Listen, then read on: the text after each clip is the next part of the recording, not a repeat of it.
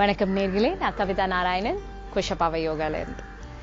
ஆசனாஸ் ஒன்னொன்னும் பண்ணும்போது நிறைய தடவை நான் சொல்றேன், வார்ம் அப்ஸ் ரொம்பவே முக்கியம்.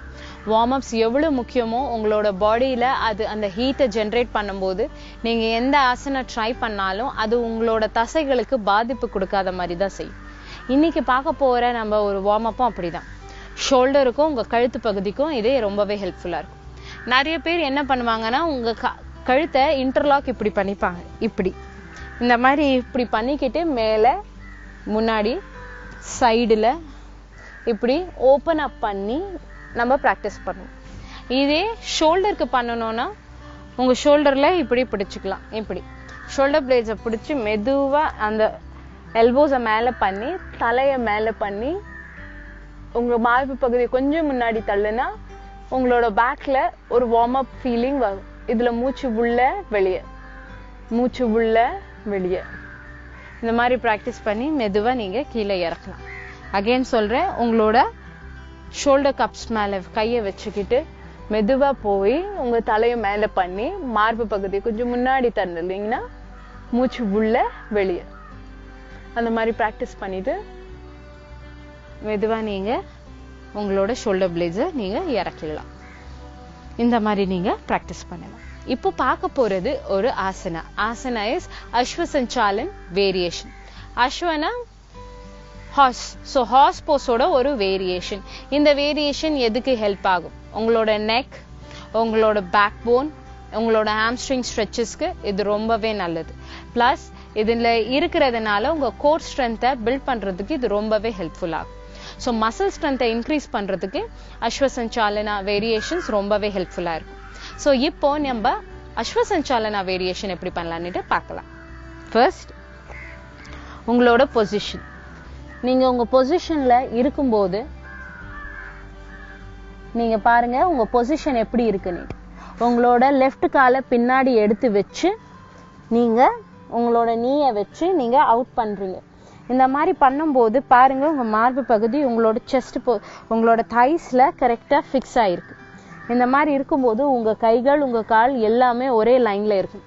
முன்னாடி நீங்க பாப்பீங்க. அந்த மாதிரி பார்க்கும்போது உங்களோட ரைட் கையை எடுத்து இங்க நமஸ்தே இப்படி வச்சு நீங்க உங்களோட ஃபோர் ஹெடை இப்படி தள்ளுவீங்க.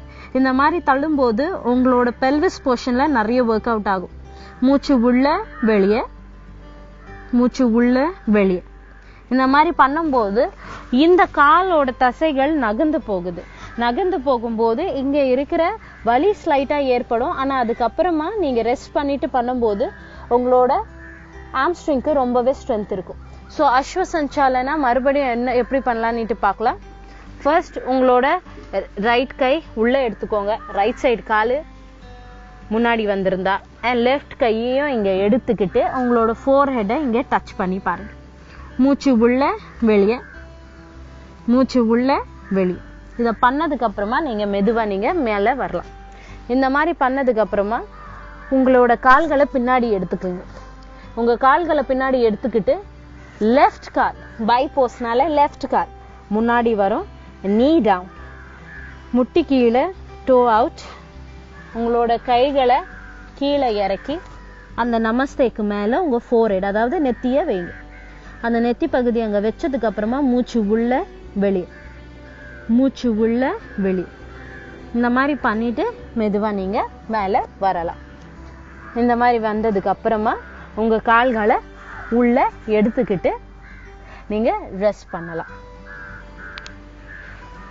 இப்போ நீங்க அஸ்வசஞ்சாலனாவோட வேரியேஷன் பாத்தீங்க. இந்த அஸ்வசஞ்சாலனா வேரியேஷன்ஸ் உங்க பாடியை ஸ்ட்ரெச் பண்ணி விடுது, உங்க ஆம்ஸ்ட்ரிங்கையும் ரெடி பண்ணி விடுது. பெண்களுக்கு இது ஏன் முக்கியம்னா, நார்மலி நீங்க டிராவல் பண்ணிட்டு இருக்கீங்க, ஒரு பஸ் ஏறினாலும் பஸ்ஸோட லெவல்ஸ் எல்லாம் ரொம்ப ஹைட்டடா இருக்கும். இப்போ கால் மேல தூக்கி வைக்கும் போது டக்குன்னு தூக்கி வைக்கும் போது இழுத்து பிடிச்சிக்கோ, தசைகளுக்கு வலி ஏற்படும்.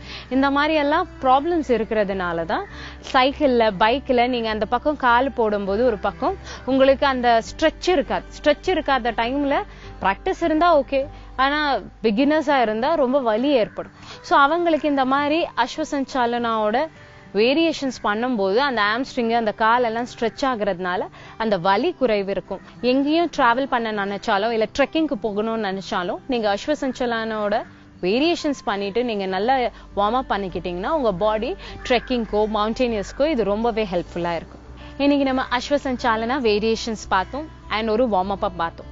ஸோ டிராவல் பண்றீங்க, மவுண்டேனியர்ஸ் ட்ரெக்கர்ஸா இருக்கீங்க, இல்ல லாங் டிரைவ் போறீங்கன்னா இந்த மாதிரி ஒரு வார்ம் அப்ஸ் உங்க பாடியை கொஞ்சம் ரிலாக்ஸ் பண்ணிவிடும்.